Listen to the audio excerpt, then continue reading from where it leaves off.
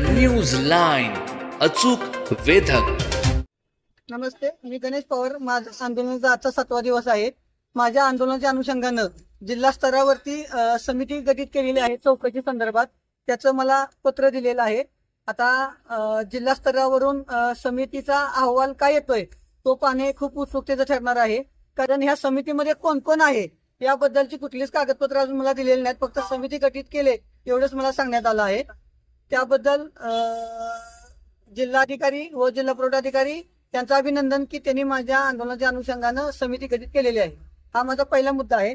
त्याच्यानंतर दुसरा मुद्दा एक असा आहे की तसेच आपल्या कराच्या पुरवठा निरीक्षक अधिकारी श्रीमती सायला नायकवडे यांनी त्यांच्या पदाचा गैरवापर करून चुकीच्या पद्धतीने कागदपत्राची माहिती मागवलेली आहे. त्यांच्या विरोधात आंदोलन असताना त्यांनी चुकीच्या पद्धतीनं शासनाचं लेटर पॅड घेऊन स्वतःची त्यांची सही आहे, ही शासनाचं लेटर पॅड आहे. त्याच्यावरती त्यांनी असं सांगितलेलं आहे की गणेश तुकाराम पवार हे विविध शाखांमध्ये माहिती अधिकार दाखल केल्याचे समोर आले आहे. सदस्य व्यक्ती माहिती अधिकार दाखल करून शासकीय कर्मचाऱ्यावर मानसिक दबाव निर्माण करत असल्याचे तसेच शासनाचा वेळ वाया घालवत असल्याचे निदर्शनास आले आहे. माझं कुठल्याही शासकीय कार्यालयामध्ये अर्ज पेंडिंग नाहीत. जेवढी माहिती मी मागितली आहे तेवढी माहिती मला त्या कार्यालयाने दिलेली आहे. त्यांचं माझ्याबद्दल कुठलीही तक्रार नाही. असं असताना यांनी माझ्यावरती दडपण निर्माण करण्यासाठी, दबाव निर्माण करण्यासाठी व माझं आंदोलन चुकीचं आहे का नाही हे पडताळणीसाठी चुकीच्या पद्धतीनं पत्रव्यवहार केला आहे. त्यांनी असा पत्रव्यवहार केला म्हणून माझ्या कोणताही फरक पडणार नाही, कारण की मी कुठल्याही पद्धतीनं चुकीचं कारभार केलेला नाही.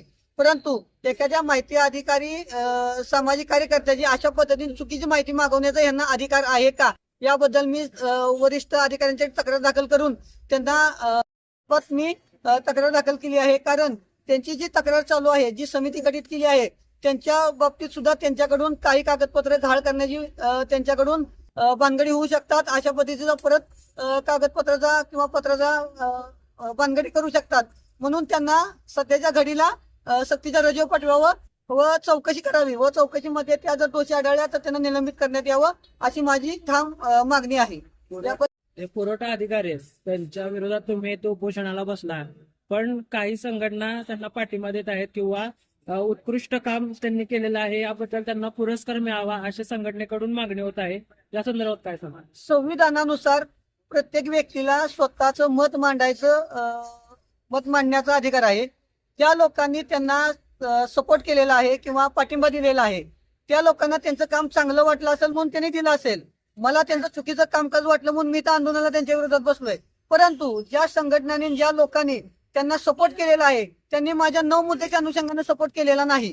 माझ्या ज्या 9 तक्रारी आहेत त्या संदर्भात कुठल्याही संघटनेनं, कुठल्याही व्यक्तीनं त्यांना पाठिंबा देऊन त्या संदर्भातले पुरावे त्यांनी सादर करावे असं मी त्यांना ठोकपणे चॅलेंज करीत आहे की माझ्या 9 मुद्द्याच्या अनुषंगाने त्यांचं कामकाज चांगलं आहे, क्लिअर आहे, त्याचे त्यांनी पुरावे द्यावे. तशी त्यांनी पत्रकार परिषद घ्यावी. माझ्या तक्रारी अनुषंगानं कोणीही सपोर्ट दिलेला नाही आणि त्याचे माझ्याकडे भरपूर पुरावे आहेत. त्या अनुषंगानं त्यांच्यावरती निलंबनाची कारवाई 100% होणार आहे. आणि माझं सर्व संघटनांना आणि काही सपोर्ट देणाऱ्या लोकांना सुद्धा चॅलेंज आहे की ह्या 9 मुद्द्याच्या अनुषंगानं त्यांना सपोर्ट द्यावा आणि त्या संदर्भात जे काही पुरावे असतील ते सर्व मीडिया समोर आणि अधिकाऱ्यांच्या जवळ त्यांनी सादर करावे. न्यूज लाईन, अचूक वेधक.